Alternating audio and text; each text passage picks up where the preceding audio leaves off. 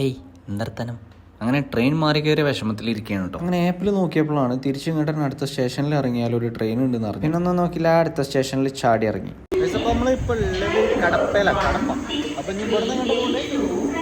അങ്ങനെ ഇവിടുന്ന് തിരിച്ച് നമ്മൾ കയറിയ സ്ഥലമായിട്ടുള്ള ഗുണ്ടിക്കൽക്ക് തന്നെ പോകാൻ വേണ്ടി പോകുന്ന പോലെയല്ല, നല്ല തിരക്കാണ് ട്രെയിനിൽ. വെറുതെ ഒരു ആവശ്യമില്ലാതെയാണ് ഈ കാര്യങ്ങളൊക്കെ സംഭവിച്ചുകൊണ്ടിരിക്കുന്നത്. ഏതായാലും ആശാന് സീറ്റ് കിട്ടി. അങ്ങനെ ഗുണ്ടിക്കലെത്തി ചാടി ഇറങ്ങി നേരെ ബസ് സ്റ്റാൻഡ് പോവാണ്. ഈ കാണുന്ന ഓട്ടോറിക്ഷയിൽ മാക്സിമം ആളെ കുത്തിക്കയറ്റിയാലേ ഇവിടുന്ന് വണ്ടി എടുക്കുള്ളൂ. അങ്ങനെ ഏതായാലും 10 ആള് കയറി വണ്ടി എടുത്തിട്ടോ. അങ്ങനെ നേരെ ബസ് സ്റ്റാൻഡിലേക്ക് വിട്ടിട്ടോ.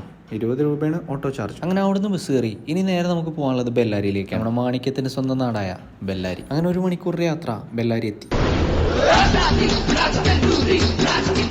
രാവിലെ മുതലൊന്നും കഴിക്കാത്തതുകൊണ്ട് നല്ല മുടിഞ്ഞ വിശപ്പായിരുന്നു കേട്ടോ. അതെല്ലാം ഈ ബിരിയാണിയിലൂടെയാണ് തീർത്തിട്ടോ. അങ്ങനെ അതും കാലിയാക്കി നേരെ ബസ് കയറി ഹോസ്പേട്ടേക്ക് വിട്ടു. ബസ്സിലാണെങ്കിൽ സ്ത്രീകൾ തമ്മിൽ സീറ്റിന് വേണ്ടി പൊരിഞ്ഞ കച്ചറിയുന്നു കേട്ടോ. ഒന്നാമത് ഇവിടെ സ്ത്രീകൾക്ക് ഫ്രീ ആയിട്ട് യാത്ര ചെയ്യാൻ പറ്റുന്നുണ്ട്. എന്നും ഇങ്ങനെ തന്നെയാണ് കേട്ടോ. അങ്ങനെ ഒരു 3 മണിക്കൂർ യാത്രയ്ക്ക് ശേഷം ബസ് ഹോസ്പേട്ട എത്തി. ഇതാണ് നമുക്ക് ഹംപിയിലേക്ക് പോകാനുള്ള ബസ് കേട്ടോ. അങ്ങനെ നേരെ ഹംപിയിലേക്ക് യാത്ര തിരിച്ചു. ഇവിടുന്ന് ആകെ 30 മിനിറ്റ് യാത്രയുള്ളൂ ഹംപിയിലേക്ക്. അങ്ങനെ ഇന്നലെ രാത്രി തുടങ്ങിയ യാത്ര ഏകദേശം വൈകുന്നേരം ഒരു 4:30 ആയപ്പോൾ ഹംപിയിലെത്തി. സത്യം പറഞ്ഞാൽ 4 മണിക്കൂർ യാത്രയാണ് ഏകദേശം 10-12 മണിക്കൂർ നീണ്ടത്. ഏതായാലും ഒറ്റ മൈനിൽ പുറപ്പെട്ടുകൊണ്ട് ഹംപി എത്താനായി. ഇത്രയും യാത്ര ചെയ്തുകൊണ്ട് തന്നെ നല്ല ക്ഷീണം ഉണ്ടായിരുന്നു കേട്ടോ.